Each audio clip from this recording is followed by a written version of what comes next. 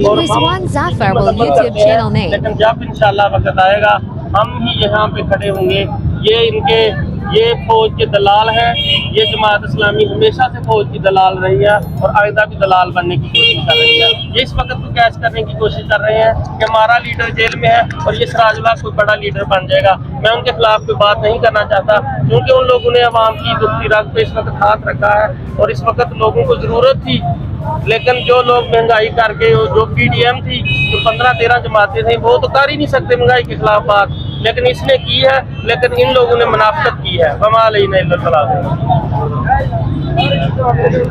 ہمارے بلوں کو 10 یا 15 روپے سے زیادہ فی یونٹ نہیں ہونا چاہیے اور سارے ٹیکسز کے اوپر ختم کرنے چاہیے. اگر نہیں کریں گے تو ہم سول نافرمانی کریں گے. ہر صورت میں کریں گے کہ جب سول نافرمانی کی کال ہوگی اور بل نہ جمع کرانے کی بات ہوگی, لا الہ الا اللہ محمد رسول اللہ, ہم بل جمع نہیں کرائیں. یہ سارے اپنی جگہ پہ آئیں گے. مست رہے اپنی مستی میں, نہ چھیڑ کسی کی ہستی کو.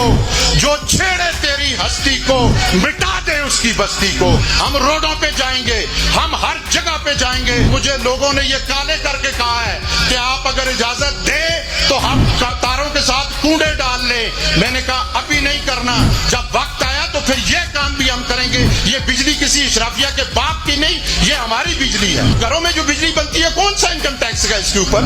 خدا کی قسم ایسی ایسی عورتیں ہیں کہ جن کے گھر پہ کھانے کے لیے کچھ نہیں, اپنی بیٹیوں کی شادیاں نہیں کرا سکتی, مگر یہ ظالم کے بچے سارا بوجھ ہم پہ ڈال رہے ہیں. یہ جو بجلی کے بلوں میں ٹیکس لگائے گئے ہیں اس کا فائدہ کس کو ہے؟ اے سی سے لے کر سیکٹری تک اس کے گھر کی بجلی مفت, اس کے دفتر کی بجلی مفت, اس کے بچوں کی بجلی مفت, اس کا کھانا پینا گاڑیوں کا پیٹرول تک مفت. آپ ہمارے ٹیکسوں پہ